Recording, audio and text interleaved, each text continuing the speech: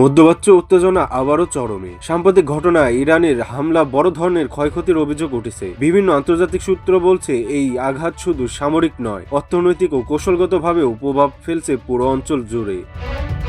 তবে বিতর্কের কেন্দ্রবিন্দুতে এখন যুক্তরাষ্ট্রের সাবেক প্রেসিডেন্ট ডোনাল্ড ট্রাম্প। সমালোচকদের দাবি, ঘটনার প্রকৃত চিত্র জনসম্মুখে না এনে বিষয়টি আড়াল করার চেষ্টা চলছে। কেন এই নীরবতা? এটি কি কূটনৈতিক কৌশল নাকি রাজনৈতিক হিসাব? বিশ্লেষকরা বলছেন, ইরান যুক্তরাষ্ট্রের সম্পর্কের জটিলতা নতুন নয়, কিন্তু প্রতিটি ঘটনার পর তথ্য গোপন বা আংশিক প্রকাশ পরিস্থিতিকে আরও ঘোলাটে করে তোলে। এতে করে আন্তর্জাতিক অঙ্গনে বিভ্রান্তি বাড়ছে আর সাধারণ মানুষের মধ্যে তৈরি হচ্ছে নানা প্রশ্ন। বর্তমান পরিস্থিতিতে সবাই তাকিয়ে আছে আসল সত্য সামনে আসবে নাকি কূটনৈতিক পর্দার আড়ালেই থেকে যাবে সবকিছু।